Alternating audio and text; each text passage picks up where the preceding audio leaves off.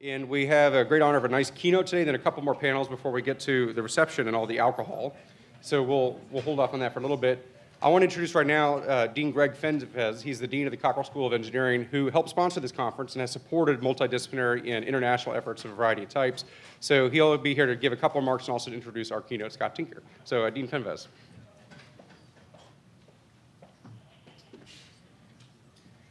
Well, thank you, Michael. My name is Greg Fenves. I'm Dean of the Cockrell School of Engineering here at the University of Texas. So you've probably had a number of welcomes on behalf of the University of Texas, and I'm glad to echo that.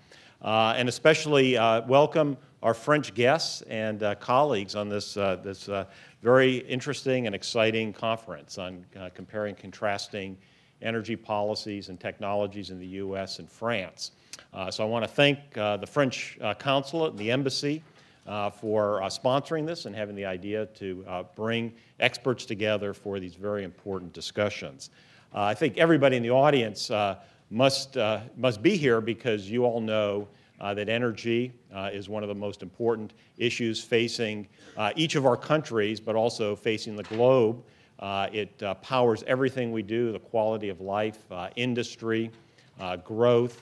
And as the world becomes more global and more competitive, energy is the fuel that makes it happen. And we're facing some very, very profound issues about how to provide energy sustainably, reliably, environmentally sensitive way, but also economically to continue to fuel the growth of the world and provide the quality of life. And both the United States and France have been leaders in many areas of technology and leaders in many ways in dealing with the policy challenges of energy, production, storage, conversion, and all the issues that go with it. And that's why this conference has been so important.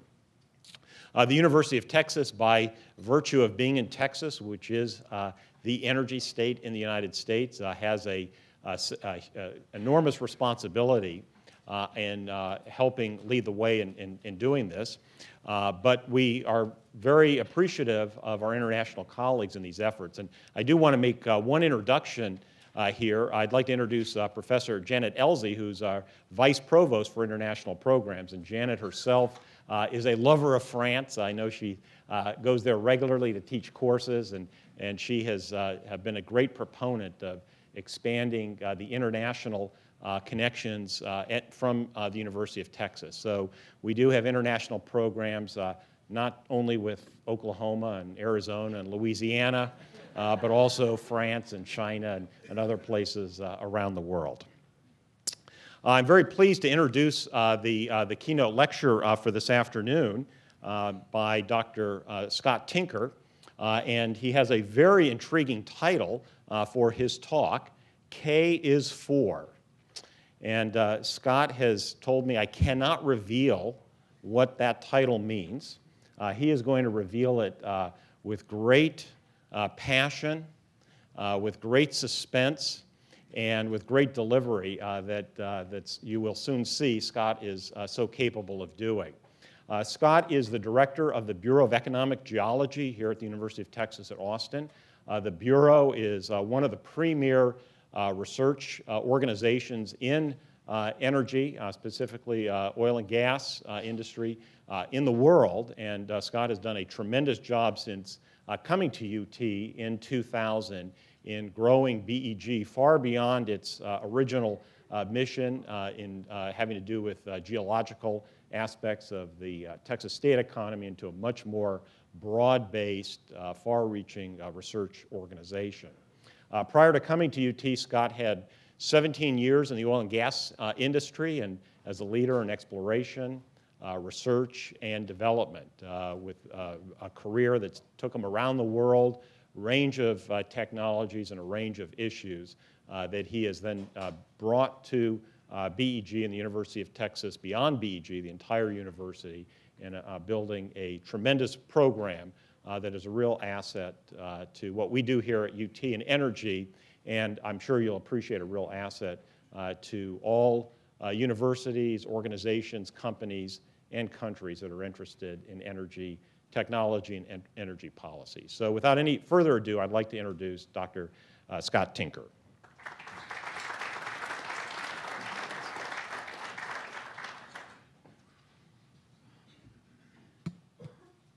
Thanks. Thank you, Dean Fenves, and thanks, Michael, for the invitation, and what a great day this has been. The two panels this morning were terrific. I hope to add a little bit to it, although as one of the speakers said, as the day goes on, you're going to have heard some of these things, so we'll try to do it in different ways and interesting ways, and also I know it's after lunch and you've just had a big lunch, so try to have a little fun with this as well. My first trip to Paris was in 1990. And I used to sculpt in college. I took actually 4 semesters of sculpting. One of my favorite sculptors is Rodin. And so we went there to visit him with my then 5-month-old son, and I was 31 years old in 1990. And this is the Rodin Museum, and my wife thought that I must have had a prior life as the man with a broken nose, because she thought we had a remarkable resemblance to one another. And so I share that. And the other thing that happened when I came here 13 years ago, ironically, I was given a shirt on our very first holiday party that was this shirt. And it was also Rodin. It just was missing an H. So there's ties here in many ways to France, which I think are terrific. I want to share some of those as we go through this. Can we kill those stage lights? Thanks. Thanks. So France and the U.S., the energy mix has been talked about a bit today. It's really important. And I want to talk quite a bit about that. If you look at the U.S., and this is total primary fuels. My slides are color-coded for you. Green's always going to be oil, red natural gas, and gray or black will be coal, and orange nuclear.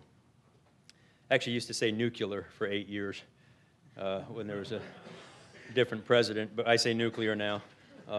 We call that bilingual here in Texas. There's oil, there's natural gas, and here's coal in the U.S.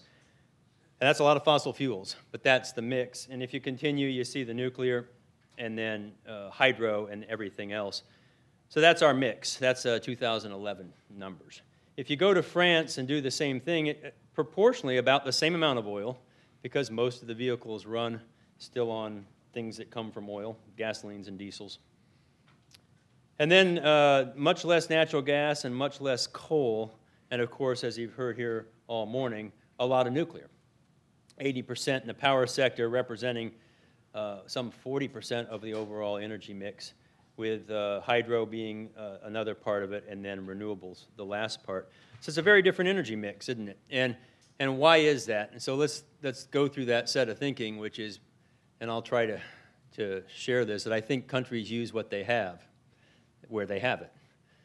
So it's not that they're good or bad, it's just what's available, what's affordable, and what's reliable. And today, what's environmental, which really makes up energy security. So the title of this talk is K is for, and if any geologist in the room, there's actually a period at the end of the Mesozoic called the Cretaceous period, and it's spelled with a C, C-R-E-T-A and onward, Cretaceous. But its abbreviation for some reason is capital K. So I'm going to stay with that theme. In France, K is for nuke, the dreaded K, right? Whenever you get K substituting for C, it gets that nice hard sound, nukes. So K is for nuke in France, and let's take a look at Paris, beautiful Paris, and I'm going to try to show you a clip here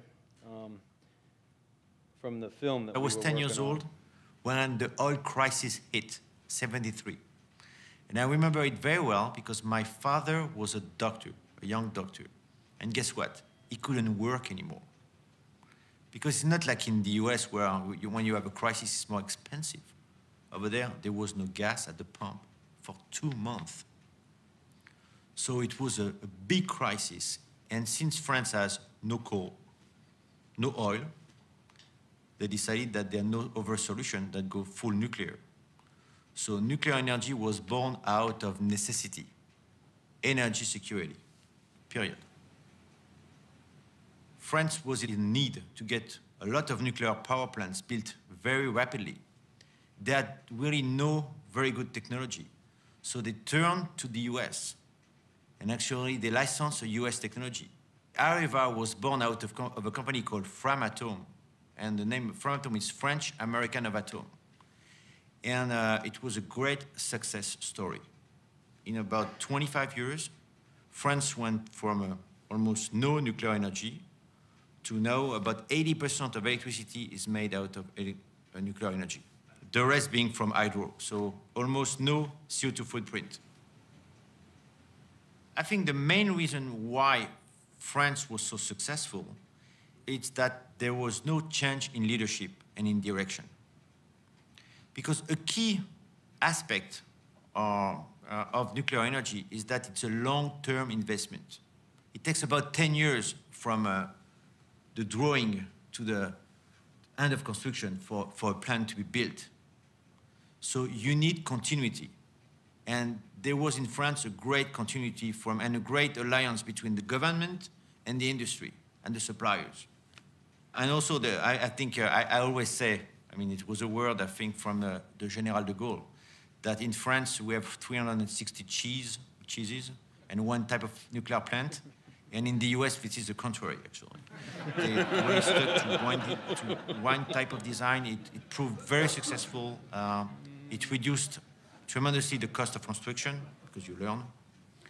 It helps a lot in maintenance, even in safety. Let's say that we saw that this type of pump was aging faster and leaking in one plant. We shut down the plant, we changed the pump, but not only at this plant, but we changed the pump at the 50 plants. So it doesn't happen again. The safety record of the French nuclear system has been impeccable. And it's really reinforced the confidence it helped get the confidence of the public. Nuclear energy, it's very cheap, first of all. France. So I think that's a great, great set of overviews, and it really makes the point that, whoops. I was 10 years old. It makes the point that mix is driven by resource availability or lack thereof, as was so well explained. No oil, no coal, although there are some. So went towards nuclear. We went and visited the Le Havre facility there in Normandy. Absolutely beautiful. This is one of the largest reprocessing facilities in the world and some of the largest cows in the world, too. I don't know if those are related or not. But you go inside these large cooling pools with spent fuel rods, basket after basket after basket. It's a uranium mine at the surface. And then they take 95% and reprocess that uranium. 4% are the fission products, which get vitrified and put in these canisters and stacked in 30-foot thick concrete today, and 1% plutonium. And that's actually reused as a fuel as well. So, you know, the challenge here, and we've heard described this morning, bring that then eventually to a geologic repository. But handling waste from all over Europe, they bring it in on trains, on boats, on trucks, and we don't move it in the U.S. So this is one of the big differences. There are challenges. There are natural and human disasters. We've seen them. Not many. The nuclear record is actually, on a kilowatt-hour basis, phenomenal globally. You can name the three, and the real big one, of course, in Chernobyl. Front-end cost, we've heard about as well, permitting and regulatory, waste disposal, protection, and proliferation. Those are the challenges, the big challenges with nuclear. Well, if K is for nukes in France, in the U.S., K is for frack, right? The dreaded K. Hydraulic fracturing. No K involved, but of course the Times, I think, was the first person, or first paper maybe, to run it with a K and wouldn't hear anything else. So we have the U.S. fracks, and here we are with our beautiful city, and only the federal government has the potential to really mess this opportunity up. They can make it sing, or they could make it not sing, and we'll talk a little bit about that. So in the U.S., natural gas production looked like this. Go back to 1945. It peaked in the 70s. It came down, plateaued, and then has been going up. That's production. And here are reserves, proven reserves. So they've been going up as well. If you zoom in on the last couple of decades, that curve was built like this. This is the non-associated onshore gas associated with oil. So that's a lot of natural gas was produced with oil and priced with oil. Here's Alaska, and then the non-associated offshore. That's the conventional gas, if you will, in the United States. And it has been slowly decreasing over many decades. If you add tight gas, the tightly cemented sandstones for the most part, coal bed methane, which is prominent in other parts of the world as well, and finally the latest player, shale gas. The Antrim Shale actually has been around a long time. That's that thin little red line out in Michigan. But more recently, others coming on. And in fact, now production is up higher than it ever has been in the U.S. of natural gas. You don't hear much talk about peak gas. So these last three are the unconventional reservoirs, if you will, tight gas, coal bed methane, and shale gas, and they require hydraulic fracturing today to produce from these tight reservoirs. What is hydraulic fracturing? And again, I don't mean to belittle anyone or go below your level, but I think it's kind of important to remind ourselves this is drawn to scale. It's a cartoon to scale. You go down 3,000 to 10,000 feet, and you take a lateral in a shale formation, 3,000 to 10,000 feet, and then you inject fluids into that wellbore and at pressure, enough pressure to crack the rock, which means it has to overcome the pressure from the rocks and fluids above it. It's still not a lot. It's maybe 5,000, 6,000, 7,000 pounds of pressure, and that causes these micro-earthquakes to happen. By definition, you're breaking rock, there are little earthquakes that go on. You don't feel them at the surface. But you step back in these zones then, and you can see these staged fracks going on. And that cracks the rock to some level. I'm showing it several hundreds of feet above and below the wellbore at this scale here, which it turns out is about the right scale. These are actual data from the Marcellus. So the scale bar is in thousands of feet on the left. And you can see from the microseismic data the vertical disturbance of all the rock around the wellbore depth, and it starts down here around 9,000. The shallowest wells at the time were around 5,000 feet, or about a mile down. So the blue across the top is the freshwater aquifer, the deepest that it goes. So for scale, here's another French-U.S. icon, the Statue of Liberty. And we're going to scale that to the same scale as this figure. So there it is, about 350 feet tall. So that may be 15 or 20 statues of liberties between the shallowest fracking and the freshwater system. Here's another icon, of course, in Paris. It's taller. It's about 1,000 feet. And so if we scale that down to about the same scale, 1,000 feet, it's about 3 or 4 Eiffel Towers between the hydraulic fracturing and the freshwater table. You'd violate a lot of laws of physics for those fracks to connect to that freshwater table. It doesn't mean there aren't things that go on to the fresh water associated with oil and gas drilling, and they have for centuries, well, decades, over a century now. Leaks through casing, trucks that spill, ponds that breach, other kinds of things. So you have to regulate it well.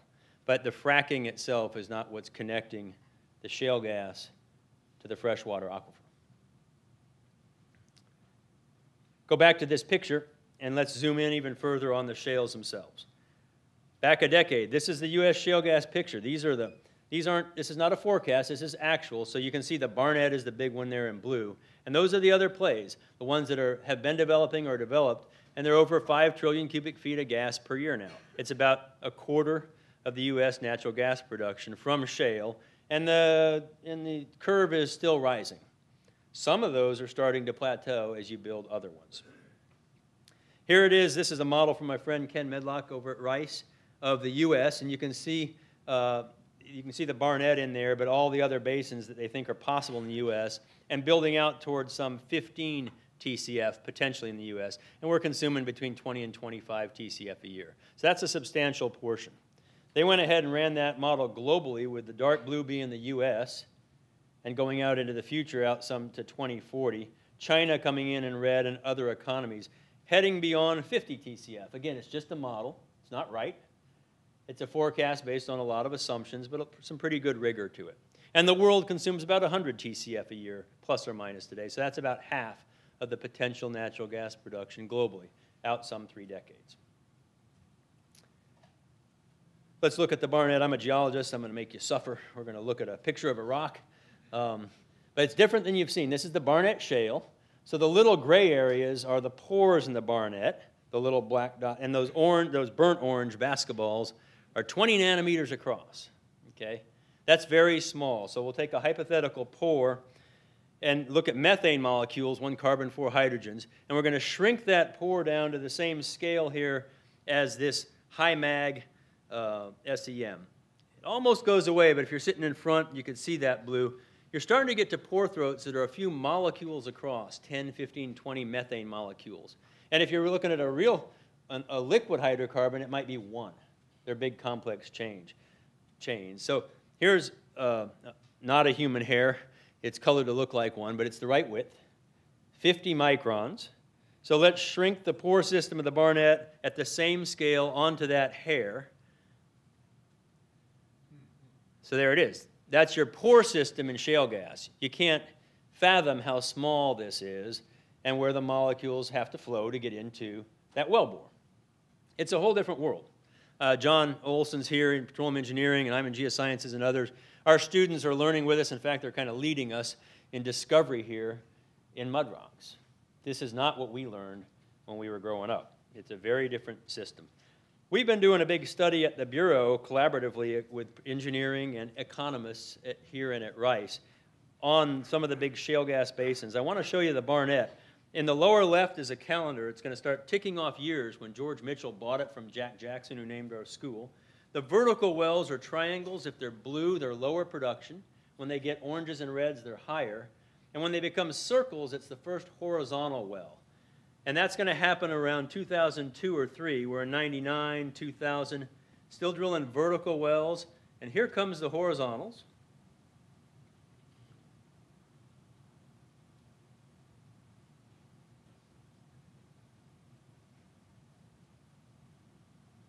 That's what 16,300 wells looks like in the Barnett Shale. Now, fortunately, the well pads are not as big as these dots at the same scale. It doesn't blanket the earth like that, but it's pretty dense. Pretty dense drilling when you're drilling from a single well from a single pad. The implications of that are very real. There's traffic, there's noise, there's light. There's water that does get used, fresh water. We can talk about this and if we have time for questions. There's land that gets used. There's some natural occurring radioactive material that's produced from those waters. The quakes that I talked about from fracking, but also from reinjection to produce fluids, they can cause a little bit larger quakes if they cross a geologic fault, 3 to 4 on what we call the Richter scale. Methane leaks associated with all oil and gas operations. They don't like it. They lose money.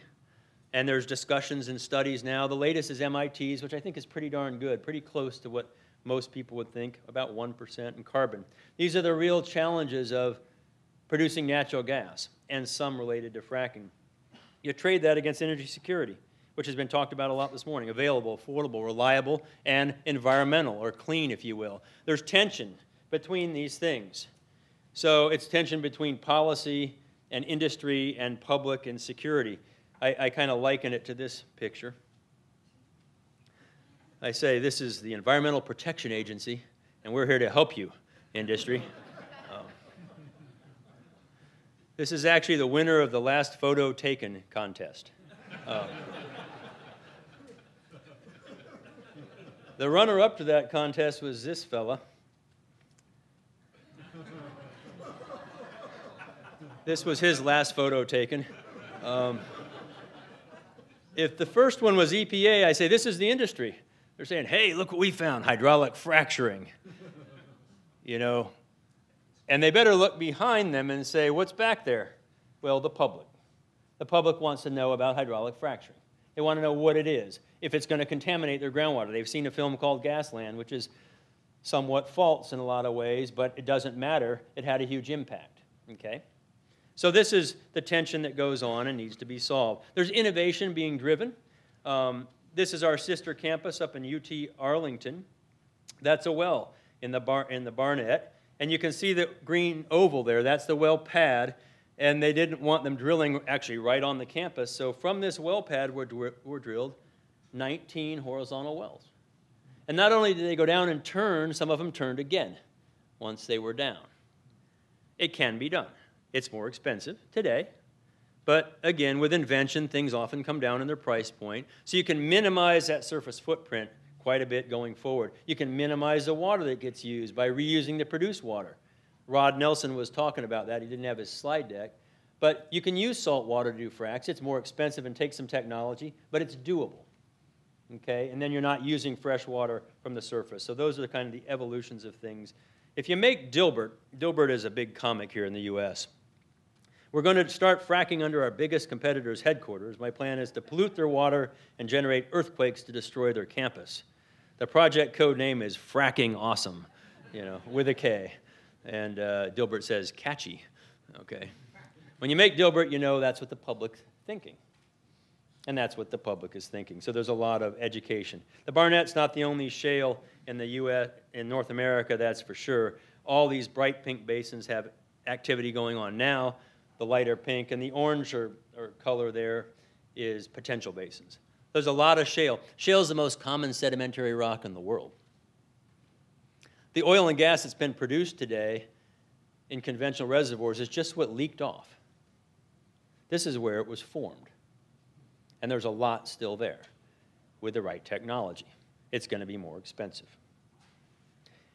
Ernie mentioned, and I'll show this, in 8 years, the U.S. went from 50% coal feeding into the power, that's in light blue. The natural gas was 18% in 2004. And in April of this year, they were the same. In 8 years, approaching 50-50.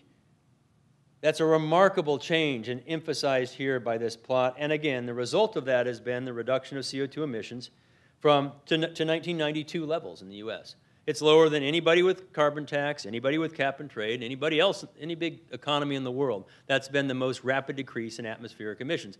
Not because the natural gas industry set out to save the climate. They didn't. They set out to make money.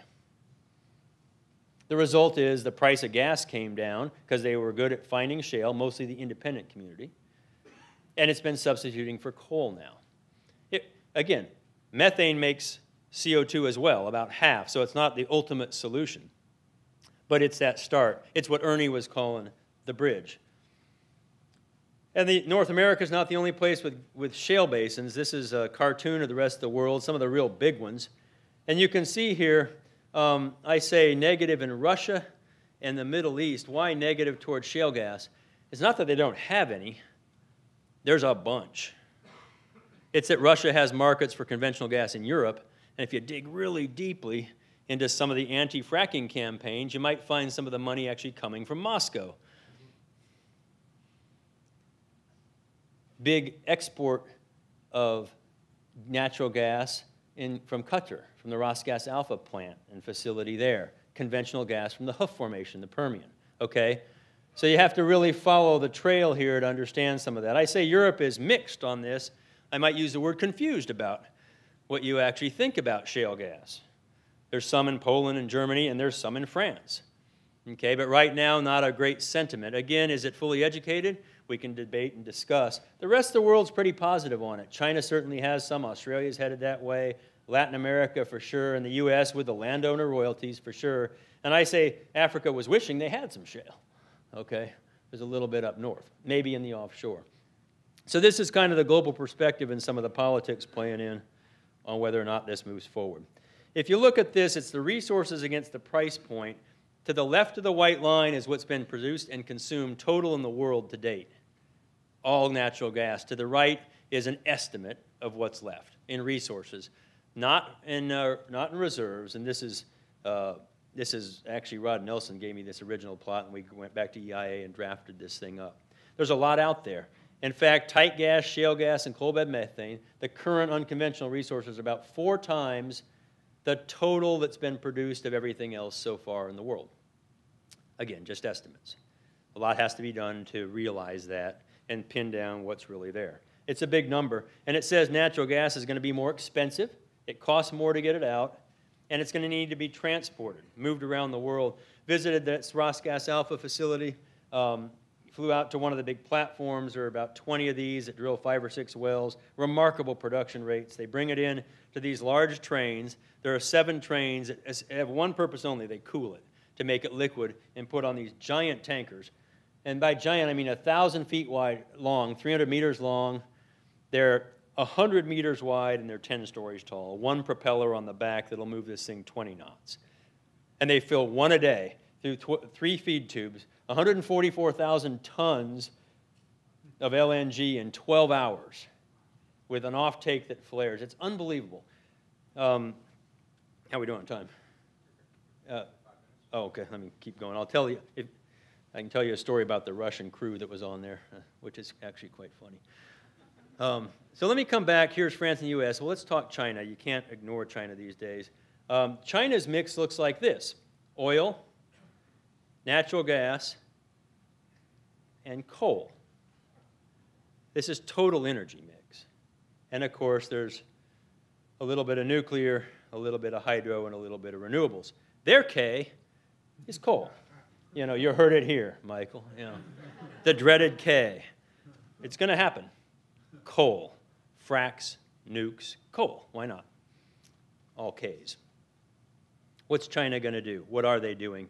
Well, where goes China, so goes climate, right?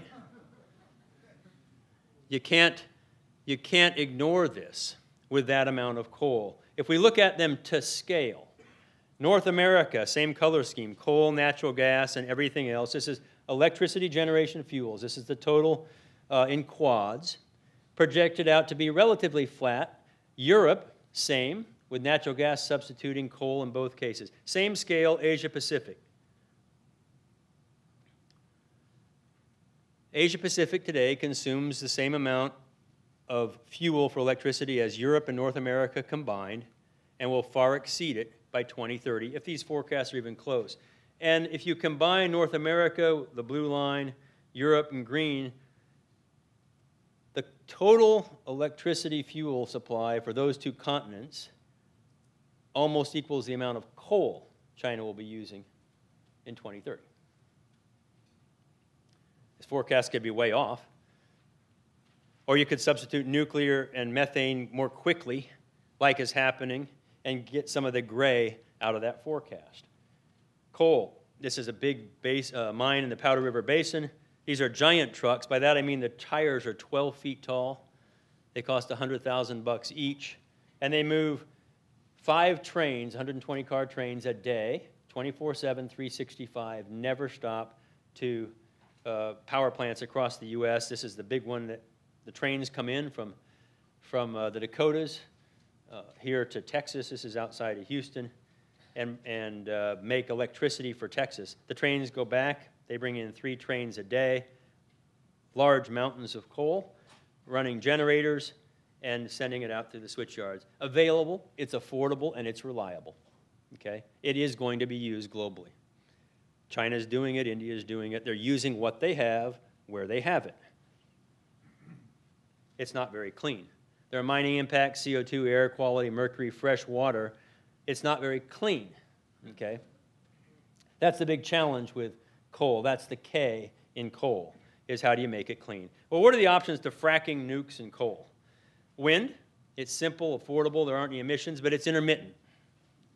Solar, simple, no emissions, local, but it's expensive still, and it's intermittent and can be inefficient. Hydro is efficient, affordable, no emissions, it's awesome. There aren't many more places to build dams in the world. Geothermal, affordable where it's concentrated, at least industrial, with no emissions. I love distributed geothermal. We could talk more about that. And finally, efficiency is the real important one. That's the best option to fracking, is to use less. And again, don't have time to dwell on any of these, but we put them out there. No form of energy is perfect. Nuclear, natural gas, coal are not, and neither are any of these options. It's a big portfolio, and we need to handle it that way. So we'll kind of wrap here with a look at the global future. This is mine.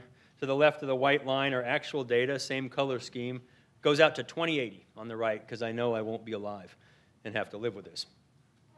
So oil peaked in 1979. In percentage terms, this is the mix. Coal was going down, and look what happened with China and India. It just started going up very steeply. And this is percentage terms, not actual units yet. I think it's going to plateau and slowly come down. Methane will rise because it can. There are the resources there. Nuclear will flatten for a little while and come back. Has to, I think. Hydro and finally everything else. And the renewables, that could be pulled forward by solving storage.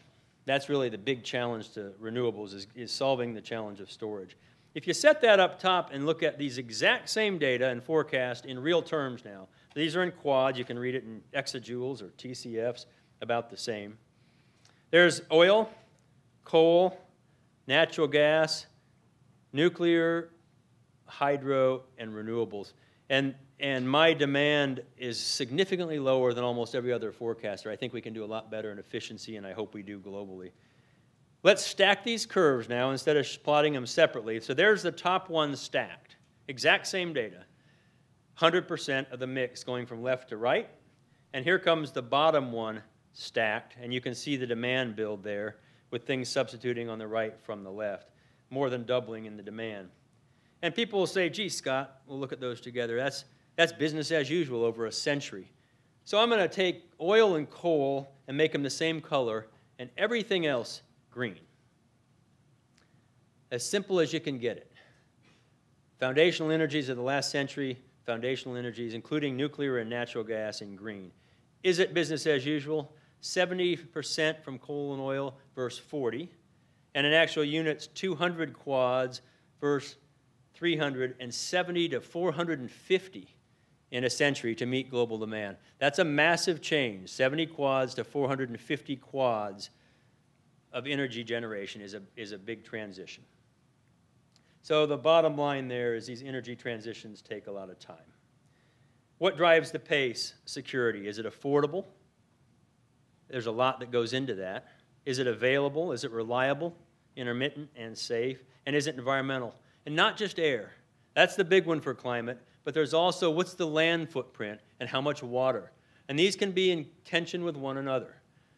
And that's the challenge with regulation and policy, is balancing these energy security drivers against each other so that you have a good portfolio. So what do we learn from the Ks? United States, we can get nukes back on track. Transport, reprocessing, and ultimate disposal can be done safely if it's done right. France has shown us that. France and the EU, natural gas is an alternate transport fuel to oil. Fracking is a mature and safe technology if it's done right. The US has shown you that. China and Asia, climate change is largely in your hands.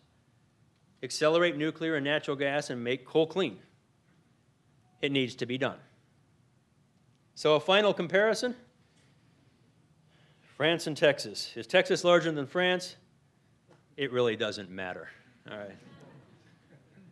Thanks and merci beaucoup.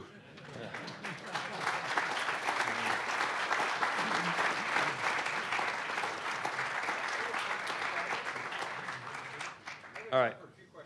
Sure. Fire away.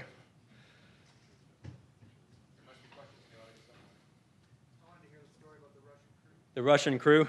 So very briefly, Russian crew was coming off of that LNG tanker when we were on. They were off duty. I want to say that loudly for the cameras. They were off duty.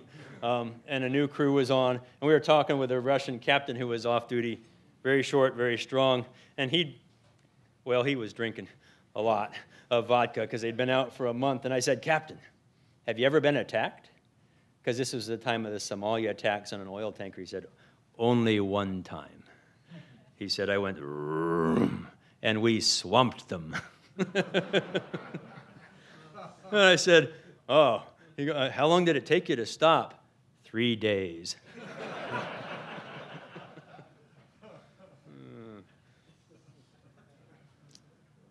Yeah, Michael. So hopefully you can repeat the question for the cameras. Sure. The transition showing natural gas overtaking coal and petroleum is several decades away. But what's your view on that within the United States? Do you think the United States natural gas could overtake in a decade or two or something like that? Overtake coal? Yeah, overtake coal. Well, it's already overtaken coal. Yeah. But it could overtake petroleum as well. Well, so do you see any transition like that happening in the U.S. Yeah, as a precursor to the global transition? Yeah, the challenge with natural gas replacing liquids is it's not the same, it's not power sector, so you've got to get them somehow to replace the liquid transport fuels for the most part. You could do it as CNG. We talked a little bit about LNG and long-haul trucks this morning, but it's an infrastructure challenge as well. So the auto manufacturers have to go that route. You have to put the infrastructure in on the highways or in your garage to fill your tanks. So there's a combination of things that have to happen. And vehicles stay on the road for 20 years, as we know, and I think it's going to be a slower process there, just because of that infrastructure change. I'd love to see more natural gas going into vehicles in the U.S. It's not a change in your head from batteries. You don't have the range anxiety. You can drive a CNG vehicle 250 to 300 miles, the Honda Civic well, it feels just like a gasoline car, so there's not that challenge in the head for change, but it's just where you fill them up. I think Austin has 1 or 2 CNG stations, Dallas a dozen. Oak City has 105 or something like that. So they have a lot of CNG vehicles. Yes, sir.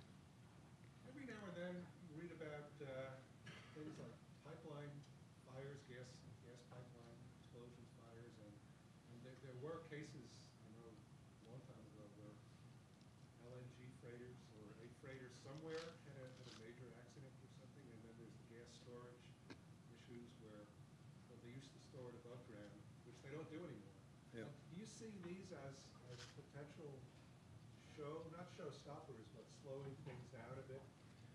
The question is, do the challenges of handling methane, including it can burn, it can explode, you know, in pipelines or tankers or trucks even, that kind of thing, will that slow it down? Yeah, and I mean, I suppose it could if you had a better alternative. We're pretty comfortable with methane. It was mentioned this morning. You get comfortable with what you have. Every house in the country almost has methane going into it for a variety of reasons, whether it's to fire up your heater or cook it with or that kind of thing. So we have an extensive methane or natural gas pipeline infrastructure in place. Safety record's pretty good. There are now and then. I mean, usually it's when somebody is digging and they hit a gas pipeline because they didn't follow their permits. So it's not the fault of the pipeline so much as the people that are, the fault doesn't matter if you're the one blowing up. So yeah, I mean, everything has to be looked at, and I'd say nothing is perfect when you're dealing with that kind of scale. Yes, John. So, can you comment on land use issues? It seems like that's a big issue with like solar and wind compared to, is it comparable to land use issues in drilling pads and stuff, or is it more?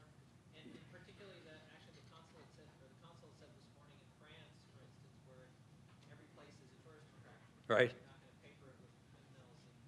Yeah. Yeah, land is a big part of environmental. The nice part about wind turbines is you see them all the time, but they don't use much of the land, about 5% in these big farms. The rest can be used for purpose. In West Texas, it's farming and ranching, barely because of the water, but that's a different issue. Industrial scale solar, not so much. You are covering with mirrors, you're covering with PV, you're covering with troughs. You're using all of that land, so that is the purpose for which it's used. It's a low density fuel, so you've got to have a lot to get it concentrated, whether you're heating a tower or heating synthetic oil or just converting in PV.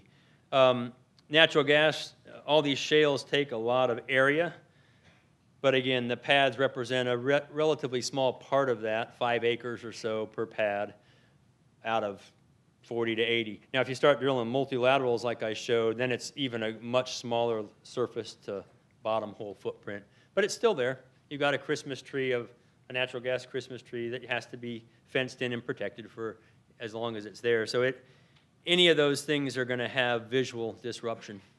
You know, there's no doubt about it. But I'd say the most intensive is industrial solar when you're concentrating, and PV, and then wind turbines and natural gas are about the same in terms of land use. Hydro is even bigger. Yeah, hydro, except in beautiful Norway where they hollow out the dams under the mountains and catch it that way. It's fantastic, but they got the topography and the renewable rainfall, so you don't even know they're there. But most of us aren't that fortunate. Thanks. Thank you very much, Scott. All right.